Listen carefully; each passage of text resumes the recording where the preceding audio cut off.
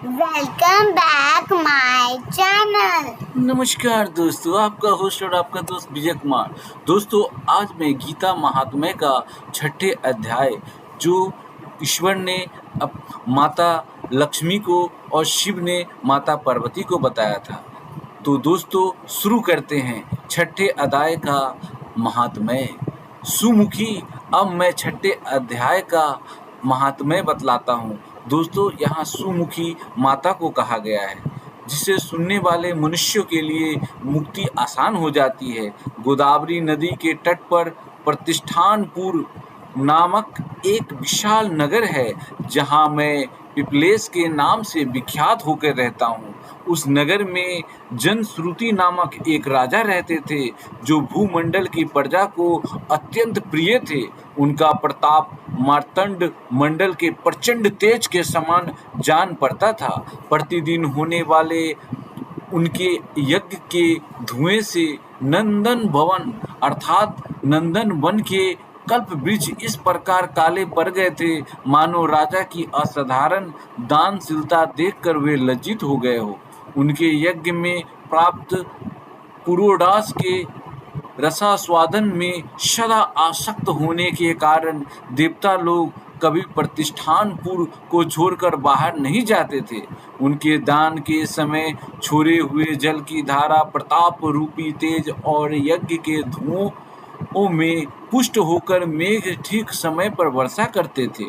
उस राजा के शासन काल में खेती में होने वाले 6 प्रकार के उपद्रवों के लिए कहीं थोड़ा सा भी स्थान नहीं मिलता था और अच्छी नीतियों का सर्वत्र प्रचार होता था। वे बाबरी कुएं पोखरे खुदवाने के बहाने मानो प्रतिदिन पृथ्वी के भीतर की निधियों का अवलोकन करते थे। एक समय राजा के दान तप यज्ञ और प्रजा पालन से संतुष्ट होकर स्वर्ग के देवता उन्हें वर देने के लिए आए। वे कमल नाल के समान उज्जवल हंसों का रूप धारण कर उनकी अर्थात अपनी पंख हिलाते हुए आकाश मार्ग से चलने लगे। उड़ते हुए वे सभी हंस परस्पर बातचीत भी करते जाते थे। उनमें से भद्रास्व आदि 2-3 हंस वेग से उड़कर आगे निकल गए। तब पीछे वाले हंसों ने आगे जाने वालों को संबोधित करके कहा, अरे भैया भद्रास्व, तुम लोग वेग से चलकर आगे क्यों हो गए हो? यह मार्ग बड़ा दुर्गम है, इसमें हम सबको साथ मिलकर चलना चाहिए। यह तुम्हें दिखाई नहीं देता? यह सामने ही पुण्य मूर्ति महाराज जानश्रुति का तेजपुंज अत्यंत स्पष्ट रूप से प्रकाशमान हो रहा है। उस तेज से भस्म होने की आशंका है, अतः सावधान होकर चलना चाहिए। पीछे वाले हंसों के ये वचन सुनकर आगे वाले हंस हंस पड़े और उच्च स्वर से उनकी बातों की अवहेलना करते हुए बोले, अरे भाई, क्या इस राजा जानश्रुति का तेज ब्रह्मवादी महात्मा रैंक के तेज से भी अधिक तीव्र है? हंसों की यह बात सुनकर राजा जानश्रुति अपने ऊंचे महल की छत से उतर गए और सुखपूर्वक आसन पर विराजमान हो अपने सारथी को बुलाकर बोले, जाओ, महात्मा रैंक को यहाँ ले आओ। राजा का यह अमृत के समान वचन सुनकर मह नामक सारथी प्रसन्नता प्रकट करता हुआ नगर से बाहर निकला। सबसे पहले उसने मुक्तिदायिनी काशीपुरी की यात्रा की, जहाँ जगत के स्वामी भगवान विश्वनाथ मनुष्य को उपदेश दिया करते थे। उसके बाद वह गया क्षेत्र में पहुंचा, जहाँ प्रफुल्ल नेत्रों वाले भगवान गदाधर संपूर्ण लोकों का उद्धार करने के लिए निवास करते हैं। तदंतर नाना तीर्थों में भ्रमण करता हुआ सारथी पाप नाशनी मथुरापुरी में गया। यह भगवान श्री कृष्ण का आदि स्थान है, जो परम महान तथा मोक्ष प्रदान कराने वाला है। वेद और शास्त्रों में वह तीर्थ त्रिभुवनपति भगवान गोविंद के अवतार स्थान के नाम से प्रसिद्ध है। नाना देवता और ब्रह्मर्षि उसका सेवन करते हैं। मथुरा नगर यमुना के किनारे शोभा पाता है। उसकी आकृति अर्धचंद्र के समान प्रतीत होती है। वह सब तीर्थों के निवास से परिपूर्ण है, परम आनंद प्रदान करने के कारण सुंदर प्रतीत होता है। गोवर्धन पर्वत होने से मथुरा मंडल की शोभा और भी बढ़ गई है। वह पवित्र वृक्षों और लताओं से आवृत है, उसमें 12 वन हैं। वह परम पुण्यमय था, सबको विश्राम देने वाला, श्रुतियों के सारभूत भगवान श्री कृष्ण की आधार भूमि है।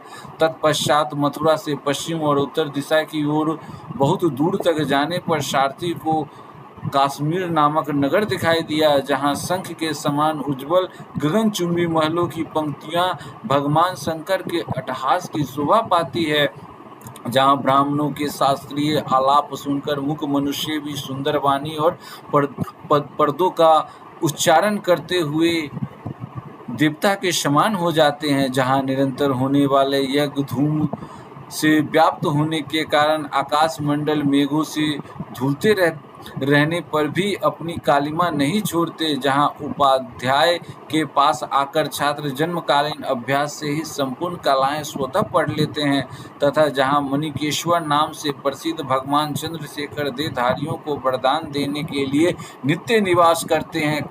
कश्मीर के राजा मणिकेश्वर ने दिग्विजय में समस्त राजाओं को जीतकर भगवान शिव का पूजन किया था, तभी से उनका नाम मणिकेश्वर हो गया था।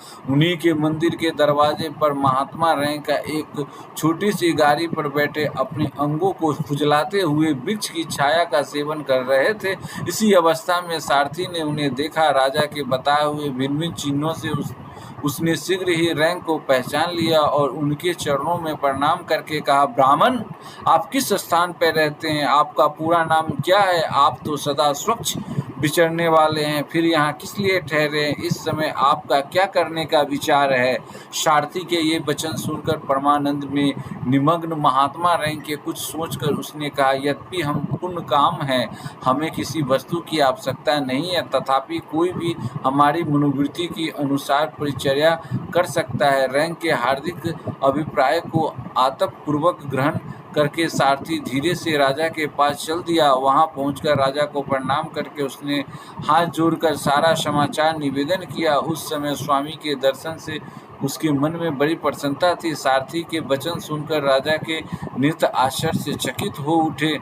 उनके हृदय में रैंक का सत्कार करने की श्रद्धा जागृत हुई। उन्होंने 2 खच्चरियों से जुती हुई गाड़ी लेकर यात्रा की, के साथ ही मोती के हार, अच्छे अच्छे वस्त्र और 1 सहस्त्र गौएं भी ले ली। कश्मीर मंडल में महात्मा रैंक जहाँ रहते थे, उस स्थान पर पहुंचकर राजा ने सारी वस्तुएं उनके आगे निवेदन कर दी और पृथ्वी पर पड़कर साष्टांग प्रणाम किया। महात्मा रैंक के अंतर्यत भक्ति के 7 चरणों में पड़े हुए राजा जानश्रुति पर कपित हो उठे और बोले, रे शूद्र, तू दुष्ट राजा है, क्या मेरा वृतांत नहीं जानता?